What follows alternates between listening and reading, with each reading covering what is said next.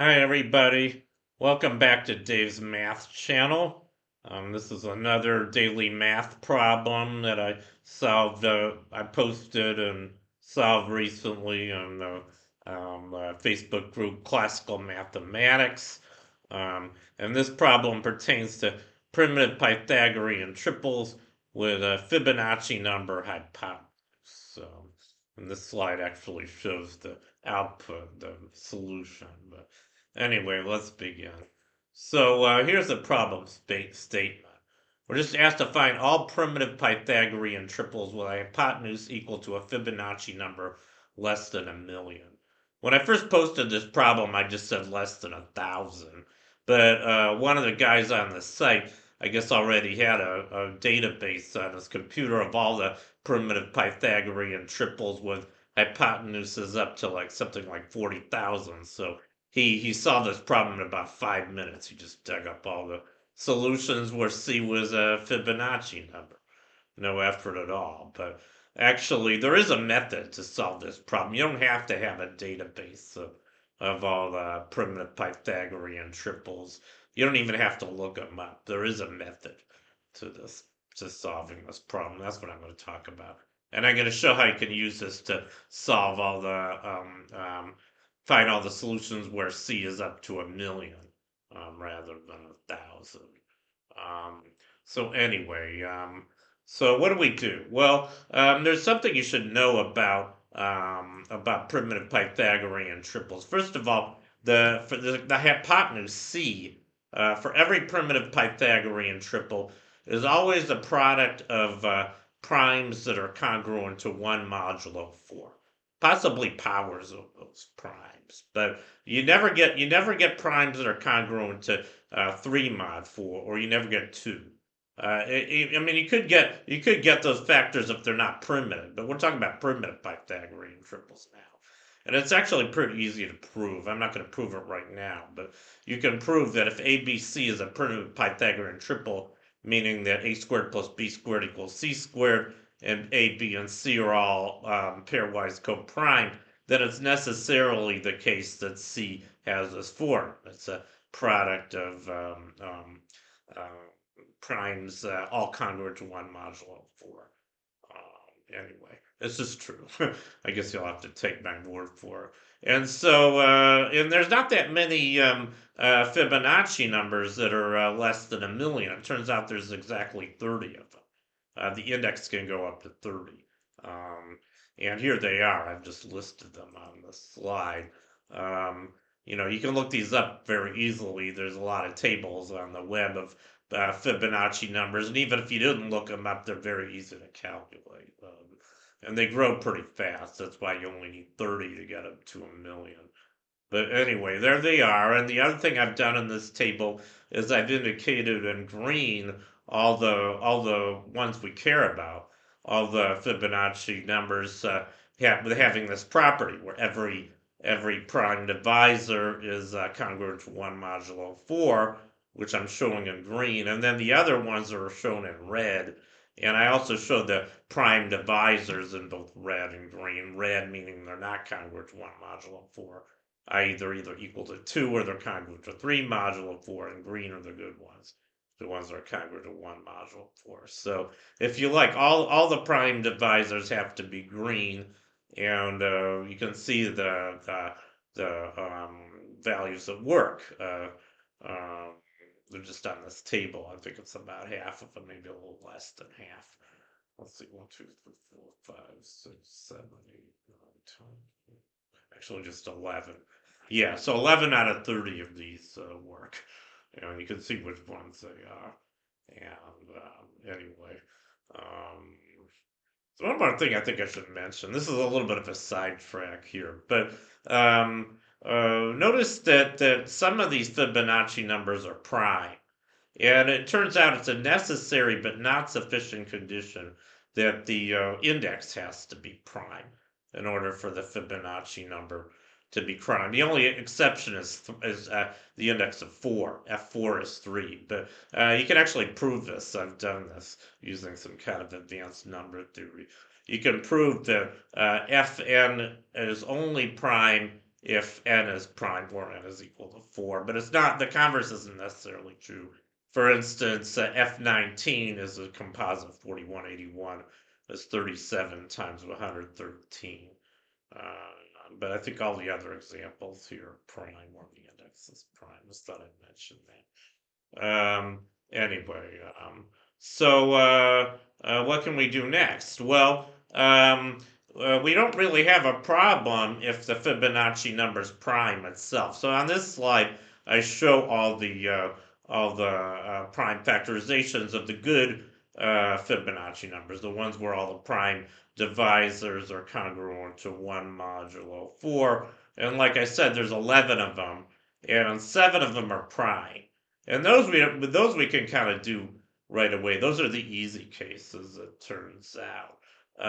And the way we handle those is, it turns out, this is another fact I'm not going to prove. I'm going to, this problem involves a lot of advanced algebraic number theory involving Gaussian integers. I do have a few videos on algebraic number theory. You might want to check it out. I think I do talk about Gaussian integers. They were pretty involved. I was doing a series on them maybe about 6 months ago, but I kind of stopped because they were just too time consuming, I mean, I do have a PhD in algebraic number theory, so I know a lot about this stuff. But anyway, let's just look at the 7 cases that are prime, namely 5, 13, 89, 233, 1597, 28,657, and 514,229. Those are all Fibonacci numbers, and they're all prime, and they're all the right form, congruent to 1 modulo 4. And if that's the case, it turns out, this is another fact I'm not going to prove here, but if P is any prime, it doesn't have to be a Fibonacci number, just any prime that's congruent to 1 modulo 4, it turns out that it has a unique representation as the sum of 2 squares of integers. And we might as well let those integers be positive, m and n, I'm calling them, where m is greater than n. It also turns out that they're pairwise coprime, which we have to be because the sum of squares is a prime. And now, so we're calling C the hypotenuse, and that's equal to m squared plus n squared. So we know there do exist numbers m and n with this property. Well, this is kind of nice because there's another fact, which I think the ancient Greeks even proved.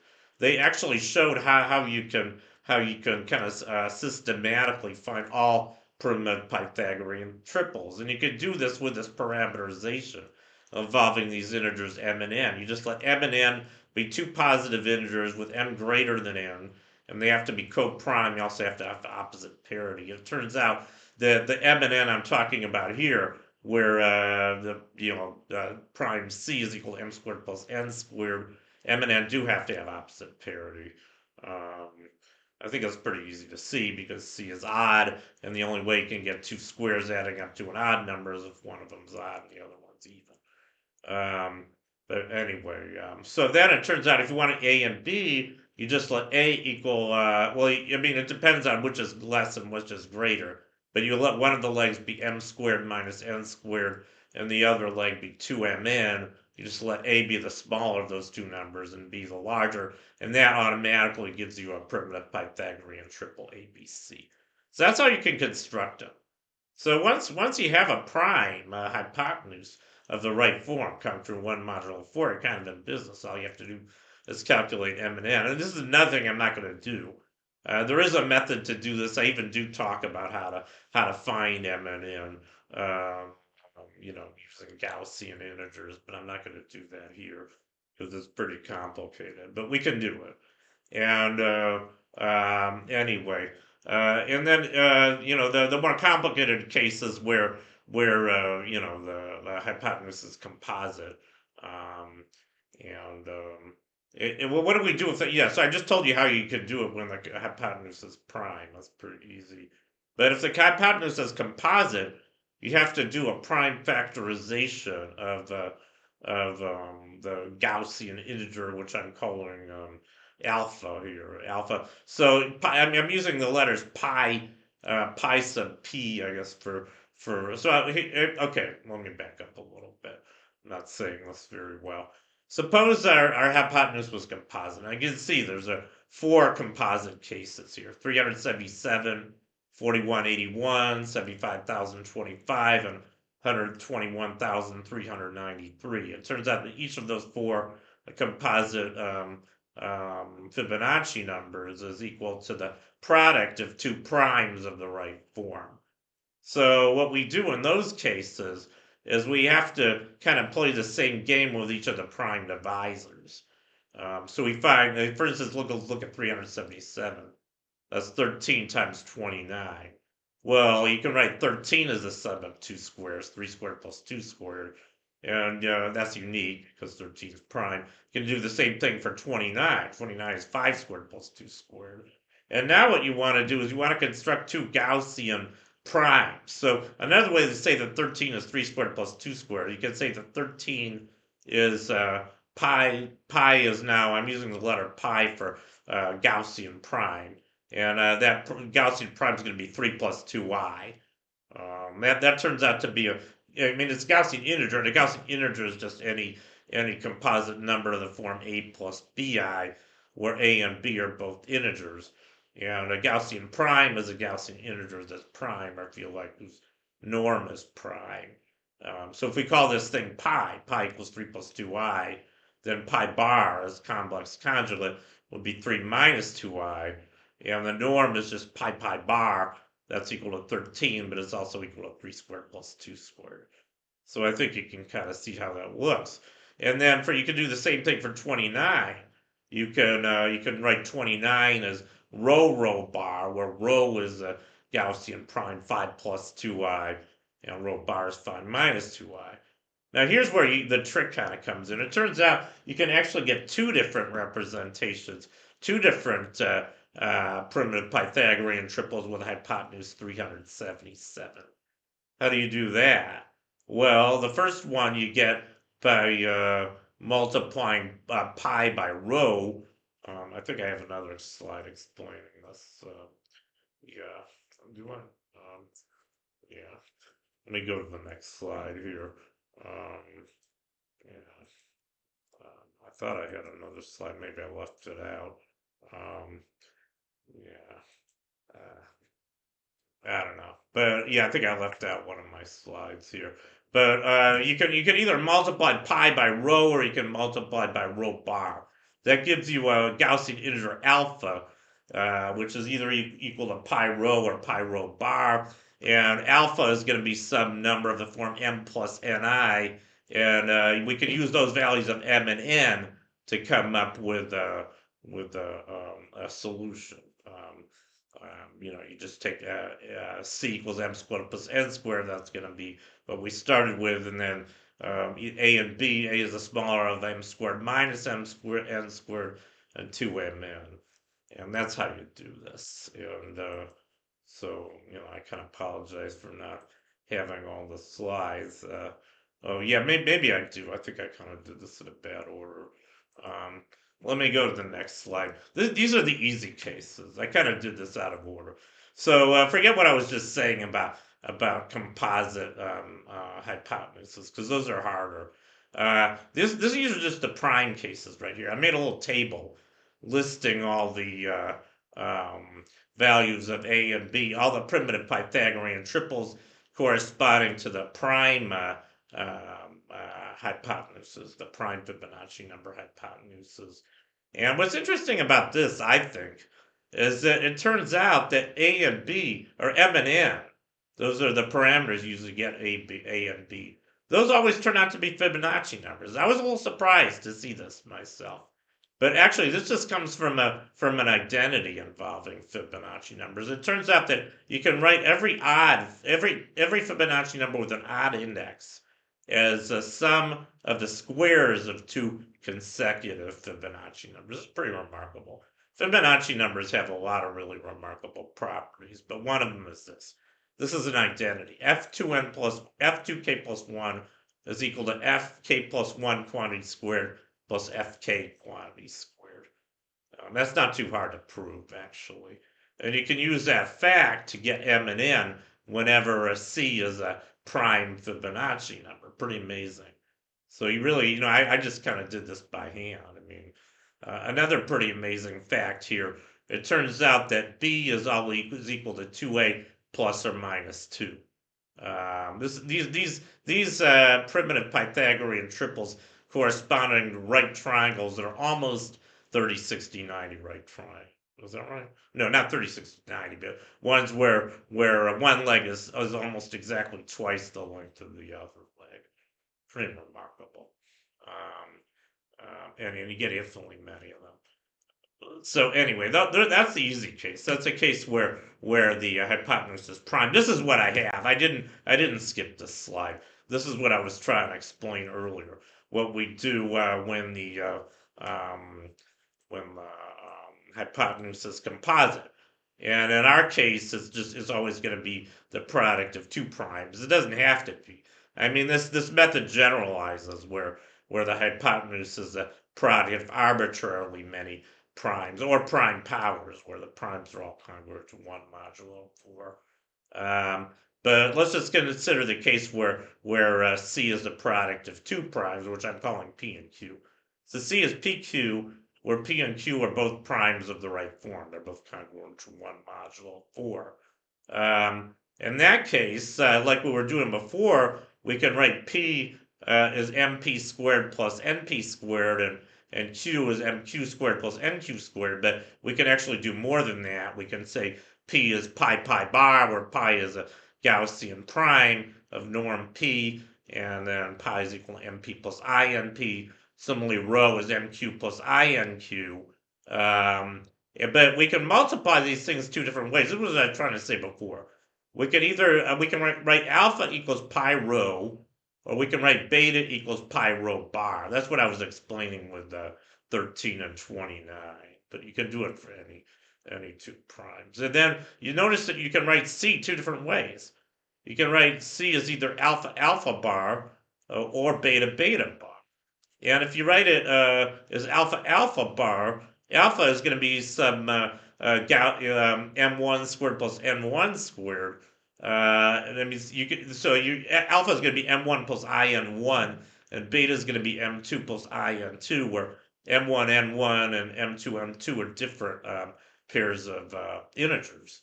So you're going to get two different Pythagorean, primitive Pythagorean triples if you do this. One of them parameterized by m1 and n1, the other one parameterized by m2 and n2. That's what I was trying to explain earlier. And anyway, I'm just going to cut to the chase here. I wrote some Mathematica code to calculate, to solve this problem, basically. And I didn't make any assumptions about the number of prime divisors or the powers of the prime divisors. Just as long as the prime divisors were all congruent to 1 modulo 4, I wrote code that would find all the primitive Pythagorean triples whose hypotenuse is equal to the corresponding Fibonacci number. And it was pretty ugly code. I mean, yeah, I don't even know if you can read this. But this is my Mathematica code. I'm not going to even explain it here. You're probably not even going to be able to read it. But it's pretty complicated code, but it does the job. You'll just have to trust me that it does the job. The easiest part of this code is the segment on the right. This is a subroutine. This subroutine is what I called right form. So I have this subroutine. It's a function called right form Q. All that does is check whether n, I guess that's really the hypotenuse here, is of the right form, meaning that all of its prime divisors are congruent to 1 modulo 4. That's very easy to check. You just go through all the prime divisors. You factor it completely. There is a Mathematica function called factor integer that does that. So then you just look at all the prime divisors and make sure they're all congruent to 1 modulo 4. And if they are, you return true, and if not, you return false. So anyway, that's the easy part of this code. The rest is very, very complicated, and I'm not going to even bother to explain how it works, but it does work, and it works kind of like the method I was talking about. It's sort of a generalization of the method where C is a product of two primes, but it could be the product of arbitrarily many or prime powers if you like. So anyway, so that's my code, and it does work. And here's the output. So I'm just cutting the chase now. This is the answer to the problem. And the ones that are less than 1,000, there's only 6 of them. This is what one of my friends on Facebook solved in about 5 minutes because he had a data set including all these primitive Pythagorean triples. You'll notice there's 2 solutions for 377 because 377 is composite. It's 13 times 29. So that's going to give you 2 solutions. So all the composite ones in this case give you 2 solutions. If there were a total of n prime divisors, no prime powers, but just n prime divisors, you would get 2 to the n minus 1. So if we had 3 prime divisors, we get 4 primitive Pythagorean triples. If we had 4, we would get 8, and so on. But we get 2. So all the ones that are prime, we get exactly 1 solution. 5, 13, 89, 233, 1597, 28,657, and 514,229. Each of those, there's a unique primitive Pythagorean triple with that hypotenuse. But the other 4 examples, 377, 4181, 75,025, and 121,393. Each of those, there's 2 solutions. And that's all of them. So anyway, that's how you solve this problem. Easy enough if you just look things up, but a lot harder if you want to actually come up with a method for solving it, which is what I've done here. So anyway, that completes this video. Thank you for watching. Long live math, and I'll see you guys next time. Bye.